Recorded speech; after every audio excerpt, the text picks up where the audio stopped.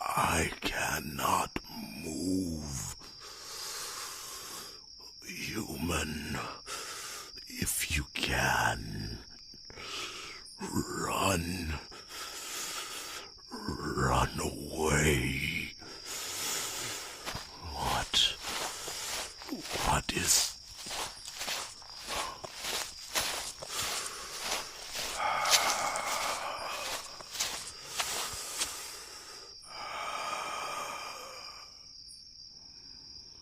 Halt, dragon. Don't dare try to fly away now, or I'll kill your precious companion right in front of your eyes with another arrow right through their throat. Hey, stop you. You want to try running again? Good. Then stay there and bleed while I speak with the beast that is a dragon before me. You.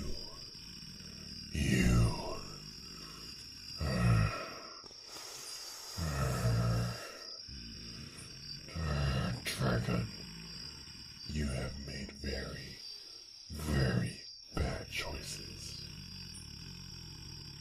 You were smart enough to leave when you had the chance. You did not hesitate one bit. However, you made one mistake. You made the idiotic decision of not ending me when you had the chance. You could smell my intentions, even through the scent of burning embers filling your cave. You saw I did not fear death and was eagerly welcoming it. And though you didn't die there in your cave, I put a special ingredient in the fire that allows the ashes and smoke to cling to whatever comes into contact with it. That's partially how I was able to follow you and sneak upon you and your precious companion here. But it doesn't even come close to how I was able to get this far, or why I've been hunting you down. You filthy dragon. You took everything away from me. You destroyed my village, and you destroyed my home. You burned everything to a charred crisp. You even took away the one thing I love and care about more than anything on this earth. You took away my family. You took my wife and my beautiful child.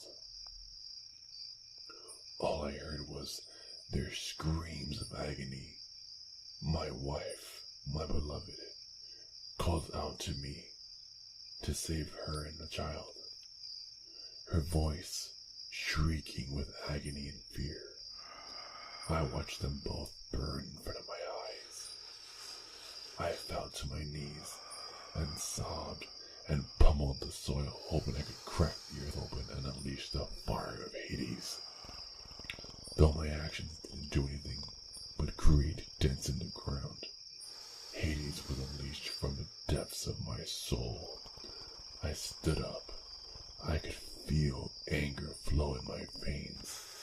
I felt my cold stare grow hot, my heart becoming as black as the charter remains of what used to be my life, and a fiery inferno engulfed my mind. My tears felt like molten lava flowing down my cheeks. I roared into the air, shouting at the sky. Each word that came out felt like I was spitting hot coal. My hatred could have burned the moon and the world to ashes. I scavenged what I could.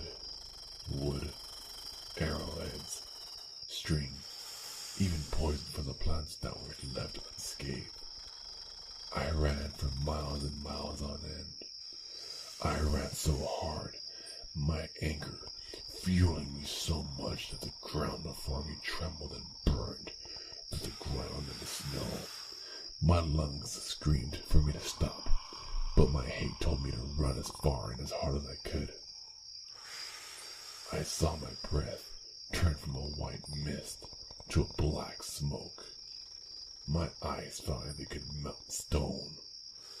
When I got to the top of a mountain, I I punched all my hate into a large tree. I felt my knuckle turn into iron. I punched and I punched and I punched, cracking the wood in the pulp.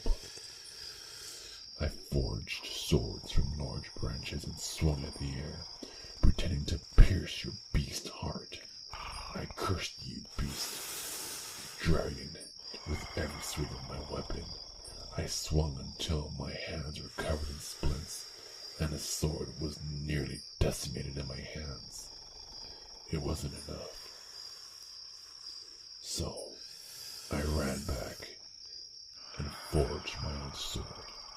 I sliced into my flesh and painted the sword with my blood, so hot it should have melted the sword itself. The sword became a part of me. Now all that was left was training my senses.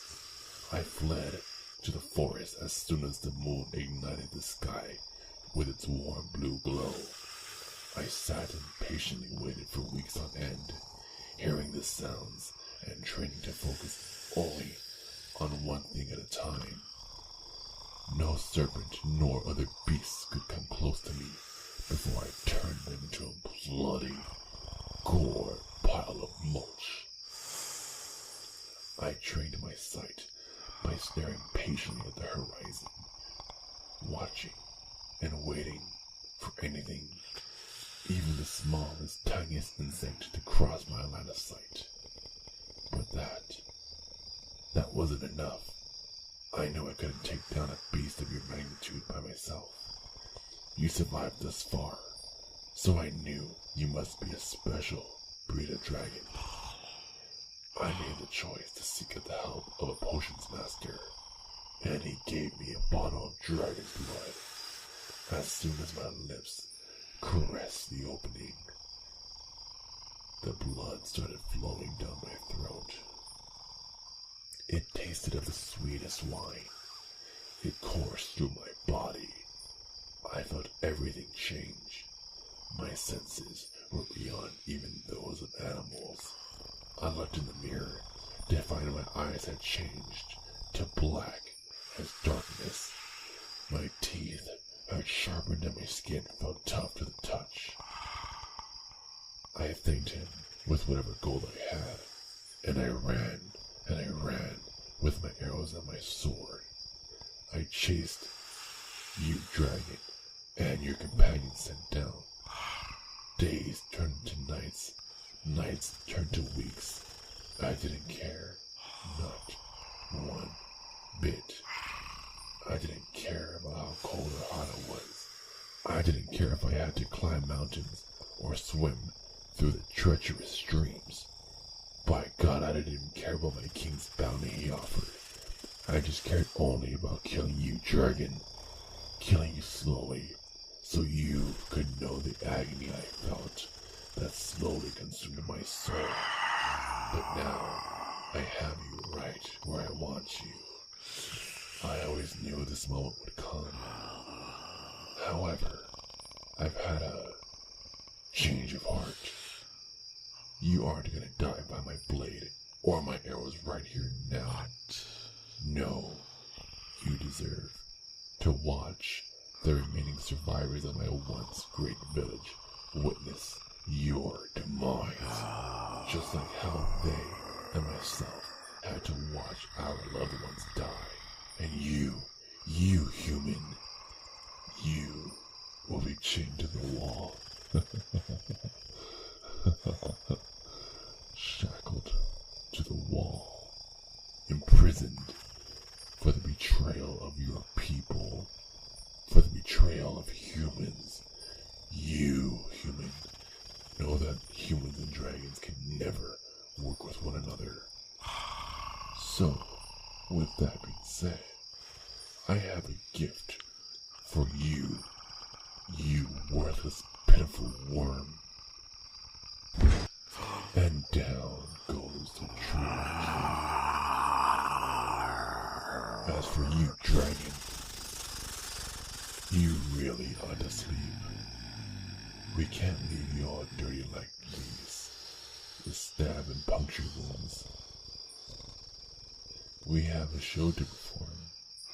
And as far as this human is concerned, we have to make sure they have a wide, open view of your demise.